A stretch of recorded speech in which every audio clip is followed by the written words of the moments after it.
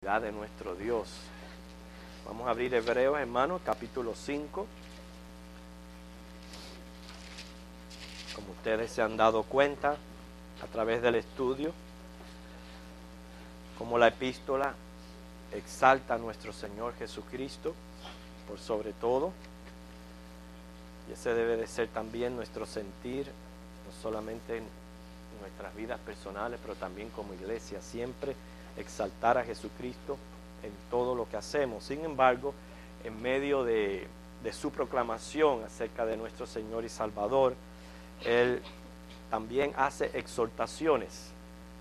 Y hasta ahora vamos a ver la tercera exhortación que encontramos en Hebreo. La primera de ellas fue en el capítulo 2, los versículos del 1 al 4, donde Él estuvo hablando acerca de la relación del Evangelio con la ley. La segunda exhortación en el capítulo 3, los versículos 17 al 19, si ustedes recuerdan, sobre la seriedad de rechazar a Jesús. Así que vamos a ver de qué se trata la tercera exhortación, ojalá que pueda ser transmitida con todo amor y con el deseo en el Señor de crecer. Muchas veces no nos gustan las exhortaciones, pero son importantes, y más cuando vienen de la palabra de Dios. Y ustedes van a ver como estos versículos del 11 al 14, esto es lo que hace el autor. O sea, deja de lado por el momento el tema sobre el sacerdocio de Melquisedec, de Cristo, según el orden de Melquisedec, lo cual va a retomar en los próximos capítulos, y para amonestar de una manera práctica a los lectores, para que ustedes entiendan el porqué de la exhortación en medio de este tema acerca del sacerdocio de Melquisedec. Es que es un tema muy importante y muy profundo, pero él les dice a través de esta exhortación que sus mentes no estaban preparadas para recibir este tema, y la razón, es lo que yo le digo, es simplemente dice, porque son perezosos a la hora de estudiar la Biblia, y por eso no están preparados como para recibir un tema de esta índole. Como ustedes ven en el versículo 11, noten que dice, acerca de esto tenemos mucho que decir. ¿Cuál es el tema que está planteando? El sacerdocio de Cristo según el orden de Melquisedec, cual estoy ansioso de que estudiemos. Y fíjese, y difícil de explicar. ¿A qué se refiere lo difícil de explicar? Se está refiriendo al cambio de sistema que está ocurriendo en Cristo Jesús. ¿Okay? Quizás nosotros que hemos nacido muchos bajo el conocimiento del Evangelio, o ya estamos ya de la parte de la dispensación de la gracia, no se nos es tan difícil, pero en aquel entonces para los lectores, en el momento que estaba ocurriendo el cambio de la ley al Evangelio, nosotros sabemos que hubo más tiempo que pasaron bajo la ley que lo que nosotros hemos pasado bajo el nuevo pacto. Aquel cambio era bien difícil para que ellos pudieran captar, ¿okay? Y por eso es que él les dice que esto es un tema difícil de explicar, y más en aquel entonces, en la situación en que se encontraban. Dice, por cuanto os habéis hecho tardos para oír. Es una forma muy sutil de decir que les entraba por un oído, les salía por el otro, y sin pagar el puente en el medio. En otras palabras, oían la palabra de Dios y salía por el otro oído. ¿Okay? Y eso es lo que es la exhortación que él les está haciendo. Razón por la cual no les puedo hablar de otra manera es porque todavía no están preparados para recibir algo así. O sea, eran vidas carentes de cambios y carentes de frutos. O sea, gente que se conforma con decir, bueno, yo soy así y a mí nadie me va a cambiar. ¿No ha escuchado esa frase de vez en cuando? Mucho, ¿verdad? Yo soy así. Si he sido así por tantos años, a mí nadie me va a cambiar. ¿Nadie? Yo te pregunto, ¿ni el Espíritu Santo te va a cambiar?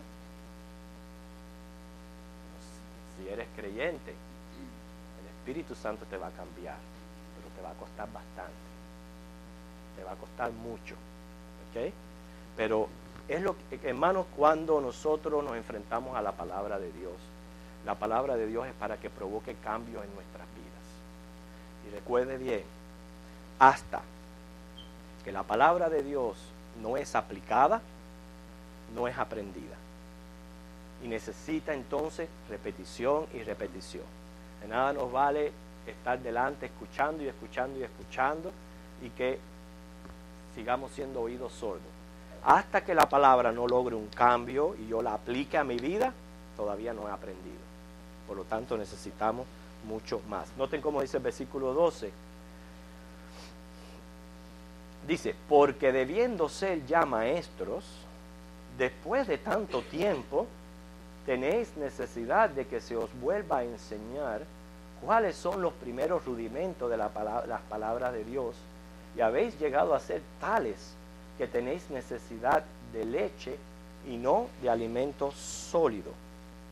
Dice que por el tiempo que llevaban en el cristianismo, ya era para que enseñaran a otros, pero debido a la condición espiritual de sus almas, todavía necesitaban ser enseñados, no solamente con respecto a los misterios del sacerdocio de Melquisedec, sino claramente dice ahí, se refiere al ABC de la revelación divina, los rudimentos, dice.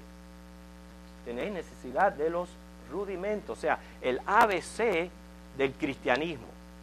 O sea, no eran creyentes que él les dice, bueno, está bien, el tema de Melquisedec, el milenio, todos esos temas bien difíciles, la predestinación, la soberanía de Dios, todo eso son temas difíciles. Dicen, no. Todavía están en una situación que todavía no comprenden el ABC del cristianismo. Si fuéramos a mencionar el ABC del cristianismo, ¿qué diríamos? Bueno, el Evangelio, comprender verdaderamente el Evangelio, comprenderlo hasta el punto de usted podérselo explicar a otros. Las ordenanzas, la iglesia, la relación con la iglesia. O sea, eso es el ABC del cristianismo, lo que se le enseña a los recién convertidos, a los que vienen a la clase de nuestro hermano Michael. Esa clase es para enseñar el ABC. Bueno, dice aquí el autor, muchos de ellos necesitaban todavía aprender acerca de eso. También lo expresa poniendo un ejemplo de la digestión de un bebé que tiene que tomar leche porque todavía no ha hecho estómago para comer comida de adultos. Y quiero decirle, esto es un problema de dos caras, porque hay muchos creyentes recién convertidos que no quieren reconocer esa condición que hay en ellos. Entonces se meten a estudiar temas y cosas tan profundas que ellos no pueden discernir, y luego entonces se hacen más daño.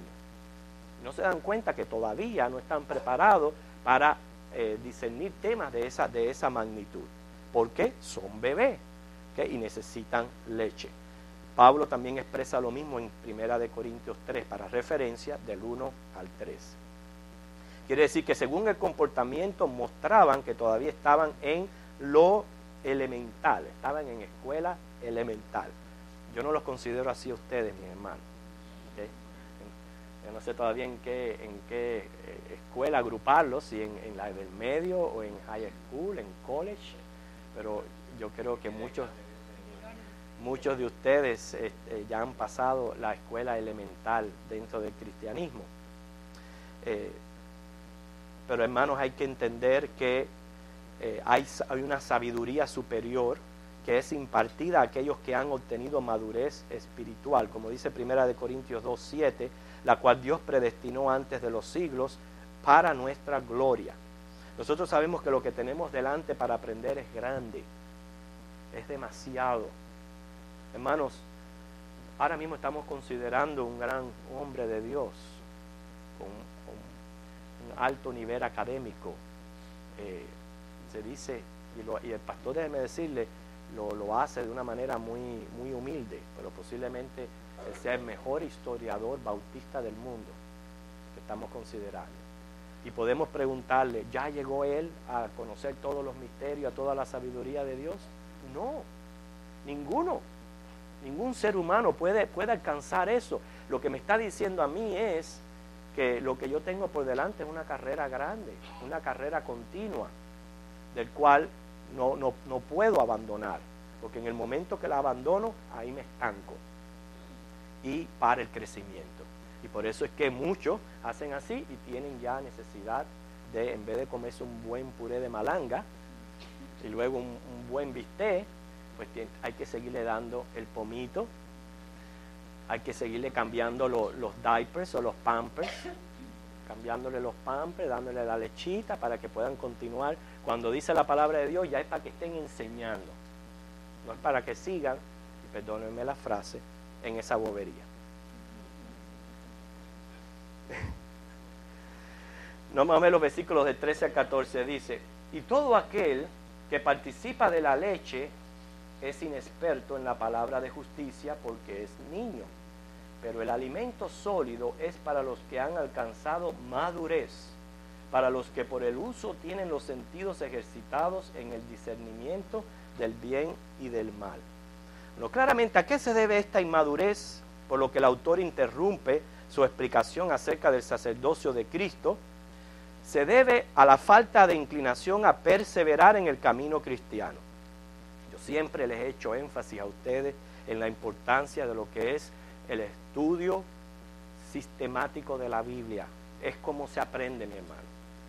Es como se aprende. Si su costumbre es a la hora de leer la Biblia, abrirla donde primero le aparezca y leer un pedacito y ya, usted no va a aprender. Usted necesita elegir un libro y usted necesita estudiarlo desde el principio hasta el final. ¿Okay? Eso es lo que es estudiar sistemáticamente, como ustedes hacen, que no se pierden un estudio los miércoles. ¿Por qué? Porque están estudiando Hebreos. Y cuando terminemos el libro, usted podrá decir: estudié el libro de Hebreos sistemáticamente, no me perdí ni una clase, no me perdí ni un estudio. Y es la manera de poder llegar a comprender verdaderamente y ir adquiriendo el conocimiento en la palabra del Señor. Pero esta gente estaba conforme con su condición y no querían crecer. Por casualidad, ¿alguno de aquí usted ha visto ese video, en los videos cómicos, donde hay un grupo de niños y les preguntan a los niños que qué quieren ser cuando sean grandes? ¿Alguien lo ha visto? ¿Sí? Y el niño, uno de los niños dice: pues yo quiero ser un murciélago de vampiro. Eran chiquiticos de kindergarten, él quería ser un murciélago de vampiro. Y cuando le preguntan al otro, le dijeron que él no quería crecer. Así hay, pero así hay cristianos. Hay cristianos que no quieren crecer. Se conforman como están. Y tú ves que no hay progreso en su vida. O sea, días van, días vienen, años, y siguen igual, en el mismo conformismo. No hacen nada por cambiar, no hacen nada por progresar en el conocimiento del Señor. Y yo digo, esto es mala señal, no evidencia, pero es mala señal, porque es señal de un moribundo. Porque quiero decirles, mi hermano, todo organismo vivo limpia, se alimenta y crece. Todo organismo vivo. Quiere decir que el cristiano es para hacer eso, para limpiar su vida, alimentarse de la palabra y seguir creciendo. Se está tratando un tema profundo, repito, en el sentido que el sacerdocio antiguo estaba siendo abolido por el sacerdocio de Cristo según el orden de Melquisedec. Al que estaba acostumbrado a este sistema de sacrificios, le costaba trabajo, por su inmadurez espiritual, aceptar del todo el nuevo orden, especialmente todo lo que tenía que tener relación entre la ley y ahora la gracia. Es bastante el contraste que hay entre la ley y la gracia. Entonces todo el que tenía problema con esto, pues era por su inmadurez. La razón es por no buscar y estudiar la palabra de Dios.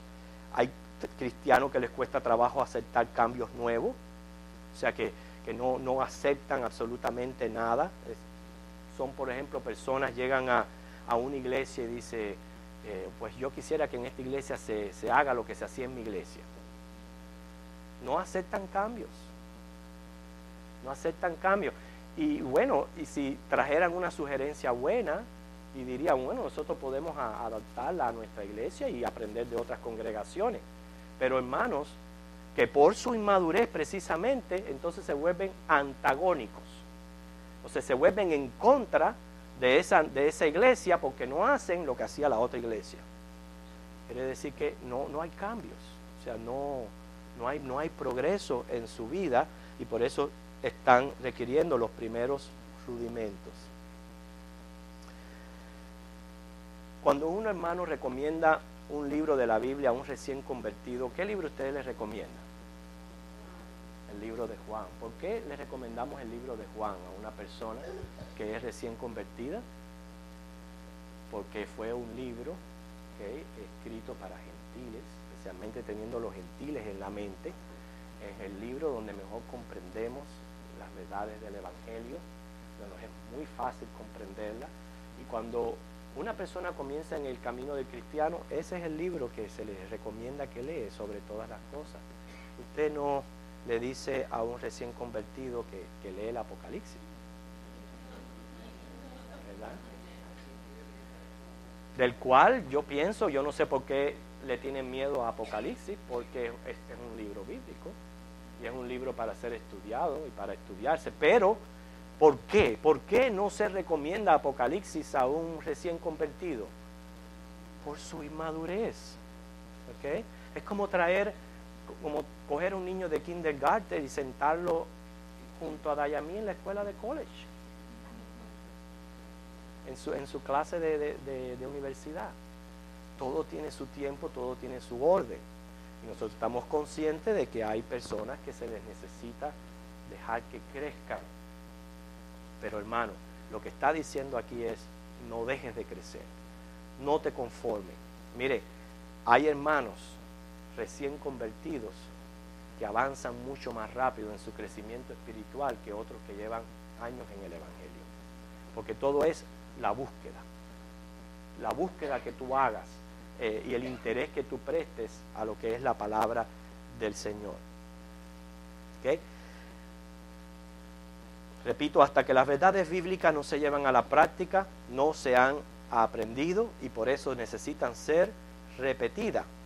Y nosotros, hermanos, a veces hacemos algo malo, lo hacemos por ignorancia, pero hermano, una vez que el Señor revela nuestra condición, una vez que el Señor nos dice, estás obrando mal, estás haciendo esto mal, hermano, es para cambiar, no es para quedar igual. ¿Okay? Y eso es lo que se está refiriendo aquí, hay que ir hacia adelante y a veces, hermano, es triste decir que muchos, con la revelación de Dios, lo que empeoran, en vez de ir hacia adelante, lo que hacen es ir cada vez más hacia atrás. Me impresiona mucho, en estos días he estado pensando en esto. Usted sabe lo que significa estar viviendo en medio de la odisea. ¿Se ha puesto a pensar en eso?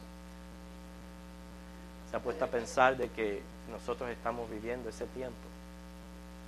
¿Se ha puesto a pensar que Dios no se equivoca y profetizó una iglesia tibia, una iglesia materialista, una iglesia ciega? Así profetizó el Dios omnisciente la iglesia de este tiempo. Nosotros estamos viviendo en medio de la odisea. Pero a mí me anima que en cada una de estas cartas y también en la odisea hay un mensaje positivo para aquellos que son el remanente. Y es ahí donde yo quiero estar. Yo quiero ser parte del remanente que sale siempre vencedor. Es donde yo quiero estar. Yo sé que estamos viviendo en medio de la odisea y lo podemos experimentar.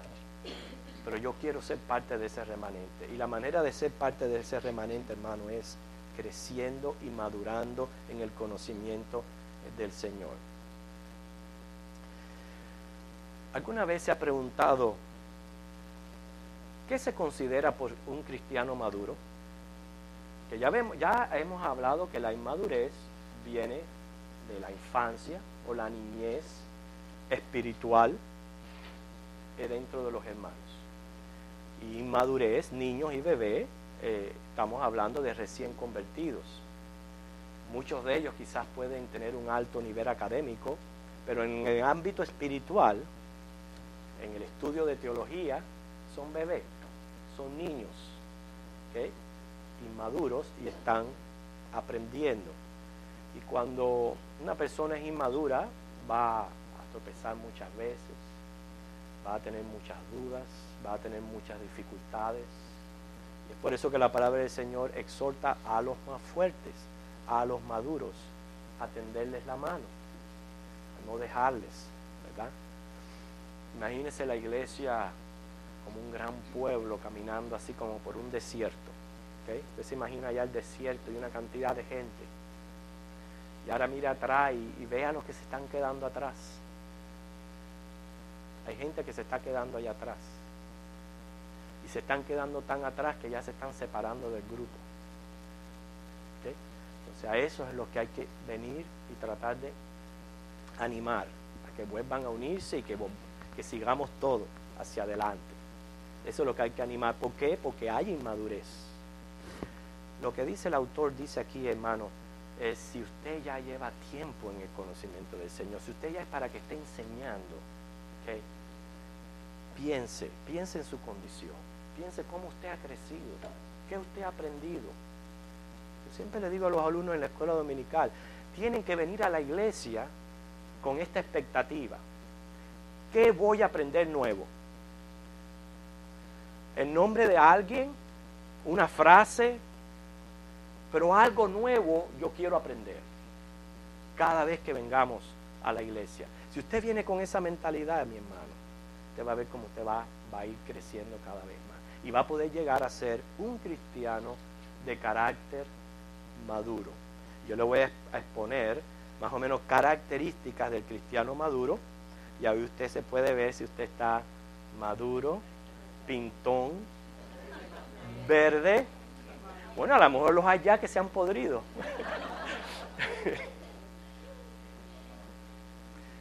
Ahora, fíjense, un cristiano maduro ha pasado por un proceso santificador bajo la poderosa obra del Espíritu Santo. ¿Okay? Un cristiano maduro ha pasado tiempo escudriñando las Escrituras. Un cristiano ya maduro se ha dado cuenta que cada vez necesita orar más a Dios. Ya no es, tengo que orar, no, ahora es, necesito orar. No puede vivir sin orar. Un cristiano maduro se le puede ver en su personalidad, en su carácter, porque claramente Dios no se equivoca, y Gálatas 5 del 22 al 23 muestra los frutos del creyente, los frutos del Espíritu Santo en la vida del creyente. Así que se puede ver inclusive en personalidad y carácter. Un cristiano maduro tiene sus prioridades en orden. Un cristiano maduro no busca sus propios intereses, sino que tiene un discernimiento espiritual para darse cuenta inmediatamente cuando algo le causa daño al reino de los cielos. ¿Entiende eso? Yo voy a repetir eso para que usted se vea. Tiene el discernimiento espiritual y se da cuenta cuando algo le está haciendo causa de daño al reino de los cielos y lo evita. Un cristiano maduro a veces va a tener que ceder su lugar. ¿Por qué va a tener que ceder su lugar?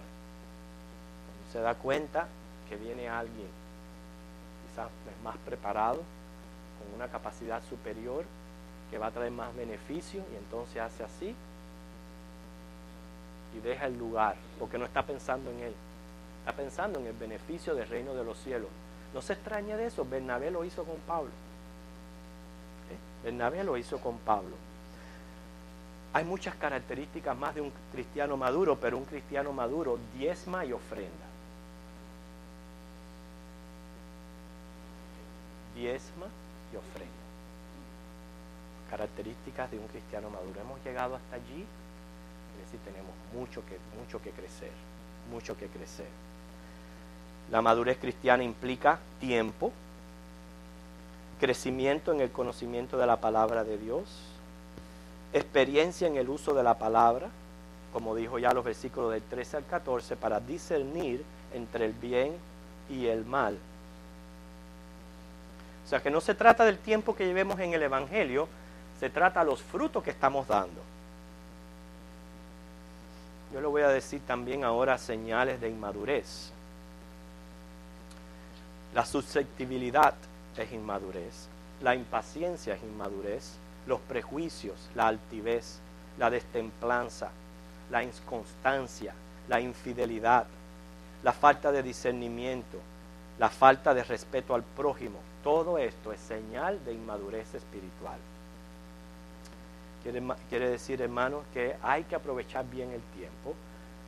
No esperamos que todos seamos maduros. Eso es algo que cada cual tiene que responder personalmente. ¿Soy o no soy ya un cristiano maduro? ¿Qué tiempo llevo en el Evangelio? Déjenme contar. Yo me bauticé en el año 33.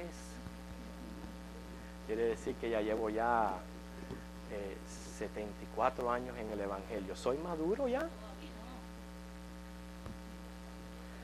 Déjeme decirle una cosa, no se extrañe. Yo he visto jóvenes con mayor madurez que muchos ancianos. ¿Okay? Jóvenes han mostrado mayor madurez que muchos ancianos. La ancianidad es buena y se adquiere tanta experiencia y tan bonita, pero en el ámbito espiritual es dependiendo lo que tú busques de Dios. Mientras más tú busques, más vas a recibir. Mientras más te acerques a Dios, dice Santiago, más Dios se va a acercar a ti. ¿Okay? Quiere decir que encontramos aquí en medio de este intervalo que él hace entre hablar del sacerdocio de Cristo según el orden de Melquisedec, que la verdad central es la importancia del estudio de la palabra de Dios de una manera sistemática. Que yo venga con esa conciencia que tienen los estudiantes cuando de verdad quieren aprender. Yo les digo esto no a manera de gloriarme, pero era mi actitud cuando yo estaba en el seminario. Desde el principio que yo entré en el seminario, yo no dije, yo no vengo aquí a perder el tiempo. Yo vengo aquí a aprender porque yo lo voy a necesitar después. Conocimiento yo lo voy a necesitar después. Quiere decir que no vengo ni a perder el tiempo, ni a tratar de pasar los cursos por pasarlo, ni estar en bobería y en juego con los demás. No, yo vengo aquí a aprender. ¿Okay? Y esa fue mi actitud desde el principio hasta el final. Hermano, debe de ser nuestra actitud cada vez que yo vengo aquí a la casa de Dios y el Señor me da la oportunidad de estar frente a su palabra. ¿Qué voy a aprender? ¿En qué voy a crecer? ¿Qué el Señor me está animando y diciendo que yo debo de hacer? Cuando yo tenga esa actitud, usted va a ver que usted le va a ser más animoso el estudio, porque yo la verdad que siento compasión por muchos que no quieren estar aquí. Se les ve en la cara. Siento compasión de ellos porque me da pena. Porque cuando tú no tienes el deseo y la actitud, hermano, es miserable ese tiempo. Pero qué diferente cuando tú vienes con ese deseo, Señor, yo quiero aprender más de ti. ¿Qué es lo que tú quieres que yo aprenda para que cuando entonces abramos el capítulo 7 de Hebreo y estudiemos Melquisedec, podamos comprenderlo? ¿Okay? Así que el Señor nos bendiga y nos anime con esta palabra.